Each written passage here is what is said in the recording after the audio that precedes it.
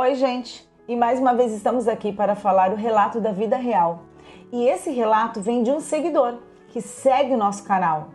E ele veio falar um pedacinho da vida dele, o que ele sofreu na infância, como ele foi rejeitado pela própria mãe, pelo útero que o carregou. Ele nos conta que não recebeu o carinho da mãe, da genitora. Ele não recebeu o carinho que os amigos tinham na escola, de uma mãe ir numa reunião. Ele não teve o carinho de mãe. E também não teve o apoio dos familiares. Ele foi rejeitado. Ele via os irmãos, ele via os jantares sendo feito e ele não sendo chamado. Ele vai contar o que isso aconteceu, o que comprometeu na fase adulta. Vamos falar da rejeição na infância e os males que isso leva no futuro dessa pessoa. Mas antes disso, eu pergunto para você: você já segue nosso canal? Então, o que você está esperando? Segue a gente! Deixa seu like. Deixa seu like. Compartilha. Depois que você vê a história, lógico. Comenta. Assiste os vídeos. É um vídeo melhor que o outro, uma história melhor que a outra. Você sabia que você pode se identificar com uma dessas histórias? Ou saber que um dos seus parentes passou por uma situação dessa e você pode sim levar uma ajuda para um deles? Vem com a gente! Vem com o canal Diva Empoderada, porque esse canal não é só uma historinha, e sim levamos ajuda às pessoas que necessitam de ajuda. Então vem com a gente levar essa missão a muito mais pessoas. E bora pro assunto, que hoje o assunto está demais, cada domingo melhor.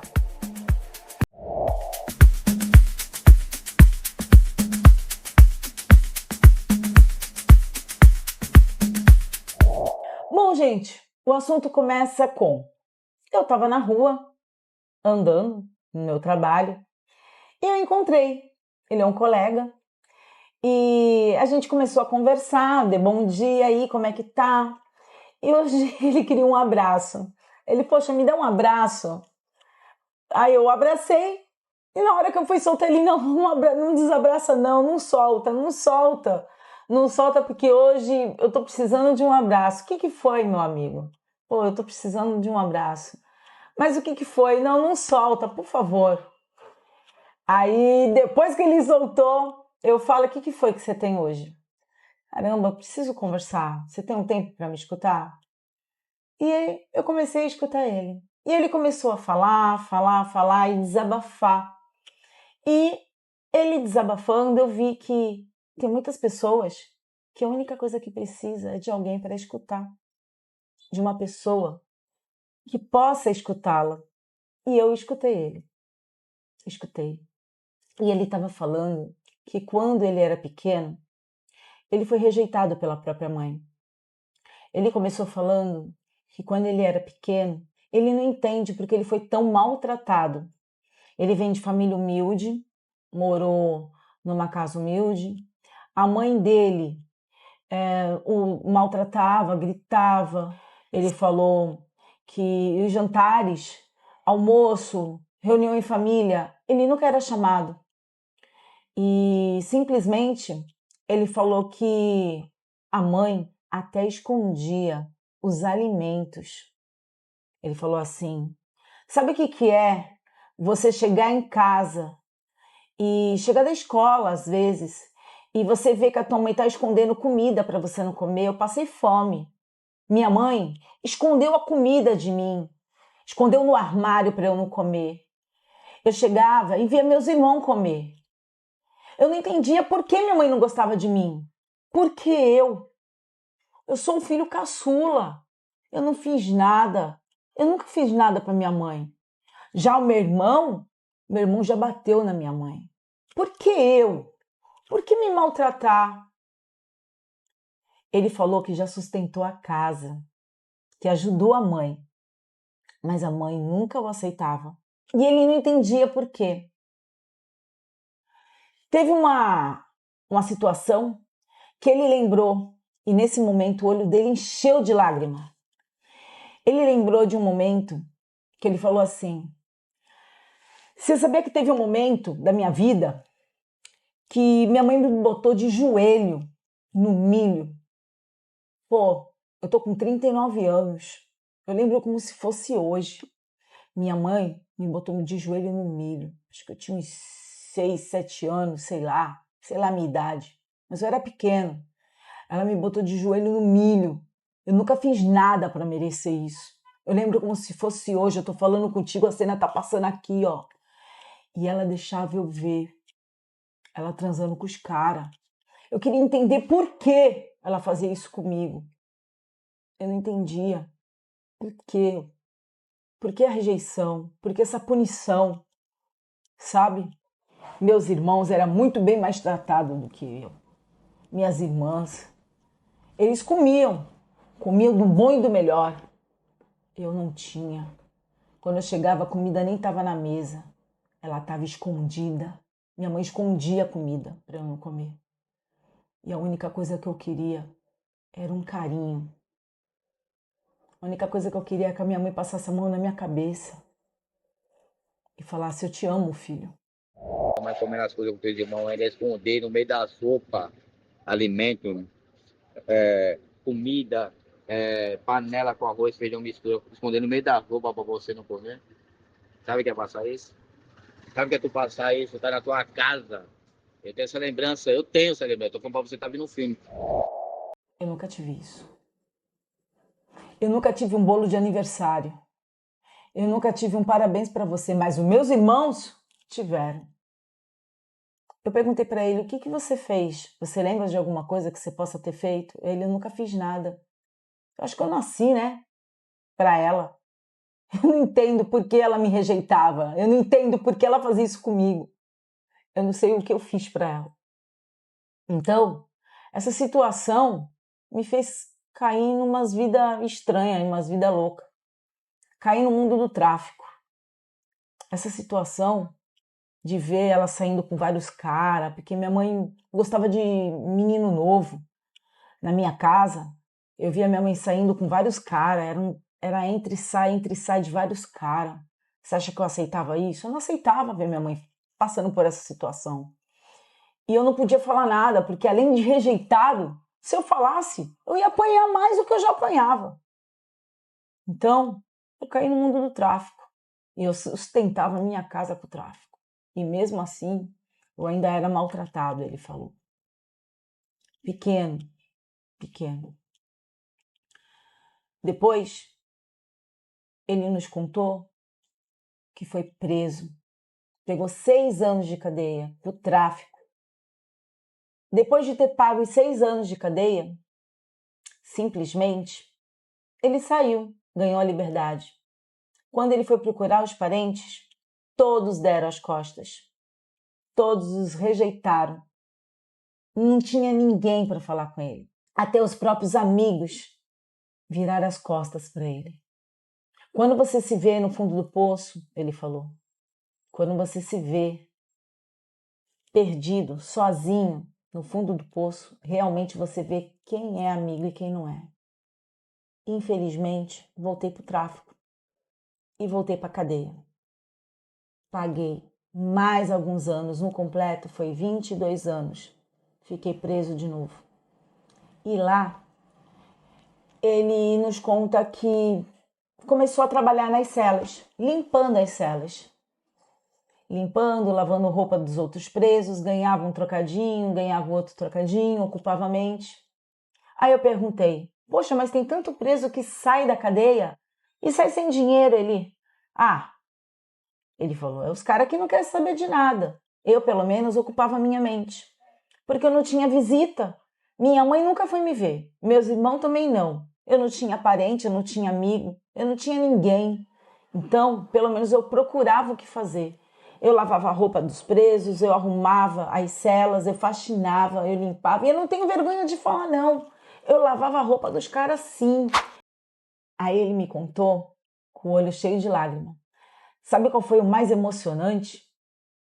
Mas foi quando eu comecei a lutar pela minha liberdade.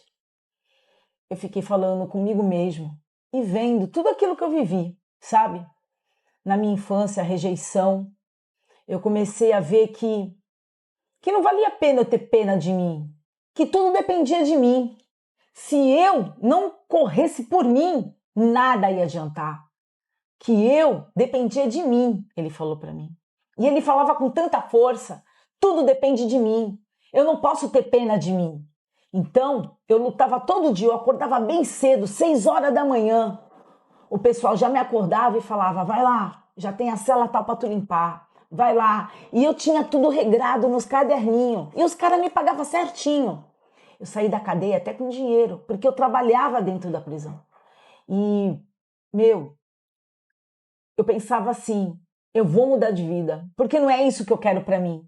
Porque quando você não quer algo para você e você determina isso na tua cabeça, tudo muda. Ele falou comigo com uma determinação tão focada naquelas palavras que realmente eu vi que ele estava mesmo. Ele estava realmente falando a verdade. Mas ele conversou com Deus e Deus veio na vida dele e falou para ele assim. Ele falou para Deus: Deus, me ajuda. Eu quero sair dessa vida. Se o Senhor me ajudar, eu juro que eu nunca mais volto para ela. Nunca mais eu faço coisa errada. Daqui em diante eu só vou caminhar pelo certo.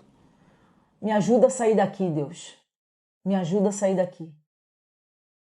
E o grande dia chegou. Ele estava no pátio, jogando bola no campinho lá de areia. E ele falou que tem uns holofortes lá, né? Ele fez bem assim, tem uns holofortes lá no campo.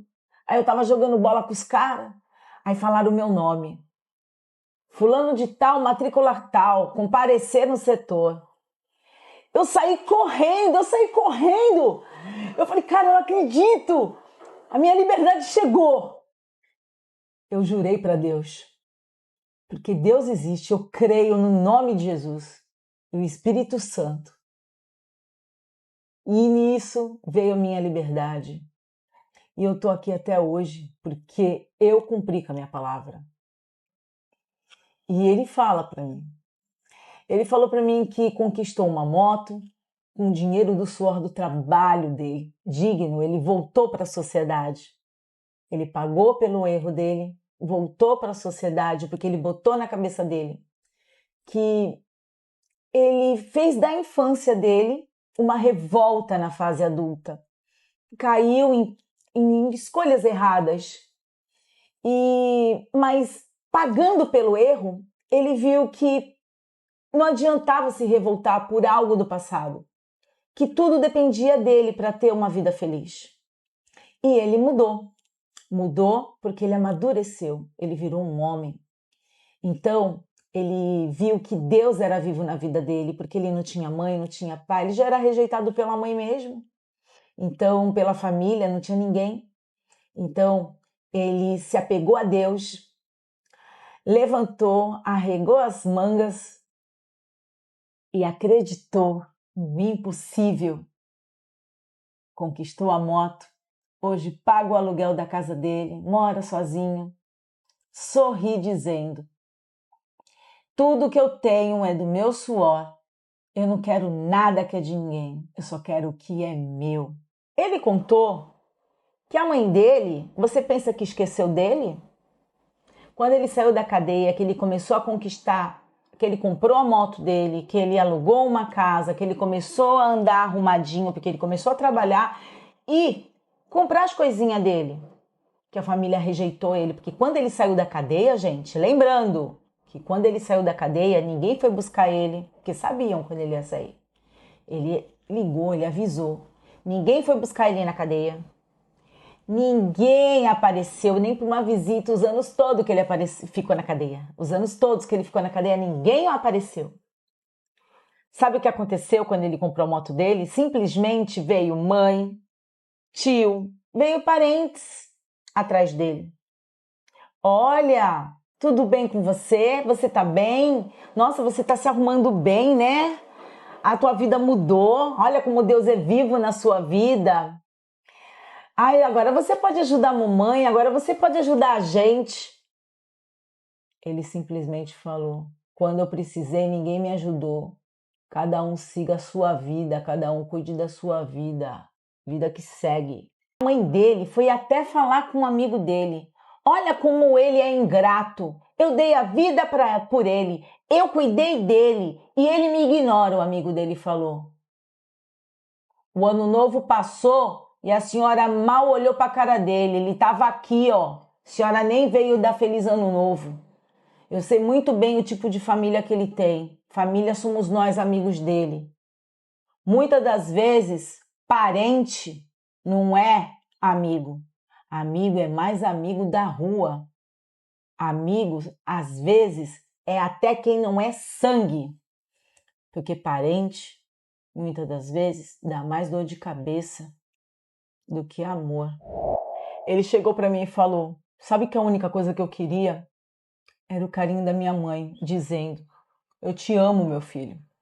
Eu tenho orgulho de você, meu filho. Filho, entra, a comida está na mesa. Filho, a mãe deixou a cama esticadinha. Entra. Vem cá, meu filho, a mãe está com saudade. Ele nunca teve isso. E tudo isso, a falta de carinho, a falta de afeto, a falta de apoio, levou ele à vida errada. Foram escolhas erradas? Sim, mas ele disse que foi o estopim para ele parar na prisão. Mas ele diz que pagou pelos erros dele e que ele entendeu que ele errou e pagou diante da sociedade os erros que ele cometeu e que hoje ele compreende que ele poderia ter feito diferente. Mas realmente a ausência do afeto da mãe dele fez ele tomar atitudes erradas e realmente a ausência dos pais, a ausência do afeto na infância traz a revolta para a criança, traz a revolta na fase infantil, na fase de adolescente. Realmente, precisamos sim olhar para os nossos filhos, para os nossos adolescentes. Se precisar de apoio psicológico, temos que dar, temos que levar ajuda, temos que levar apoio, temos sim que informar dentro das escolas, temos sim que denunciar maus tratos, temos sim que dar o apoio que essa sociedade merece a todos que precisam de ajuda. Então, você que deseja ter um filho ou que queira adotar uma criança, pense bem em educar, em dar amor, em dar afeto, em poder compartilhar com seus parentes o amor dessa criança. Realmente é muito sério educar uma criança, porque isso, tudo que ela vê na infância, tudo que ela vê na adolescência, vai repercutir na fase adulta. Sim, vai fazer toda a diferença na escola, vai fazer toda a diferença num relacionamento no trabalho, num relacionamento familiar, vai fazer toda a diferença.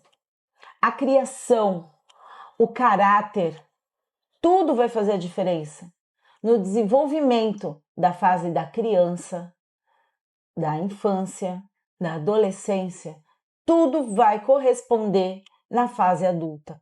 Então, você, antes de querer gerar uma criança, antes de querer colocar no mundo, pense em 1000 vezes. Temos contraceptivos em postos de saúde, UBSs, camisinha, remédio, temos vários contraceptivos. Então, não tem motivo para você dizer: errei, engravidei minha namorada, e agora? Não. Você poderia ter pensado antes. Então, vamos ter sabedoria, vamos pensar, ter inteligência. Na minha cidade, existe o Conselho Tutelar, existe a Delegacia da Mulher, porque temos o direito da criança e adolescente. E você é também responsável por todos eles. Eu, você, todos nós somos responsáveis. Se vê uma criança ou adolescente ser maltratado ou sofrer maus tratos, denuncie. Não seja conivente. Denuncie na delegacia ou 180. Vá, denuncie, não seja conivente. senão vai ser mais uma criança revoltada, mais uma criança que pode pegar escolhas erradas. Uma mulher, quando ela gera um filho, ela libera o hormônio ocitocina, que é o hormônio do amor. Realmente, na gestação, uma criança quando nasce, ela nasce com esse hormônio. E por isso que o amor da mãe com o filho, esse afeto, é tão ligado. E infelizmente, com esse nosso amigo, não houve essa ligação. Não sei dizer o motivo que levou essa mãe a rejeitar, mas eu posso dizer que ele é uma pessoa incrível, uma pessoa extraordinária e é uma pessoa que a sociedade recebeu de braços abertos, que faz a diferença todos os dias que eu encontro. É sorridente, tem uma energia boa e que Deus, com certeza, honra em ter como filho também. E eu quero te agradecer por esse relato, eu quero te agradecer por essa coragem, por esse homem grande que você é, por esse homem forte que você é.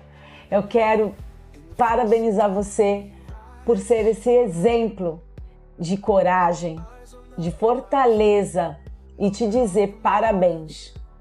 Parabéns por ter vencido a dor da rejeição, por ter vencido a dor de ter passado por tantos problemas e não ter desistido de ser feliz. Muito obrigada. E se você quer mandar a história sua para nós, se você quer que eu conte, se você quer que o seu relato seja também colocado aqui no canal, mande pra gente. Mande aqui, ó, deixa aqui, ó, na bio. Eu vou contar, porque o teu relato pode encorajar outras pessoas a dar a volta por cima. Porque se esse seguidor foi forte, foi corajoso, você também pode ser. E vai ser. E é que eu sei. E até o próximo relato. Tchau!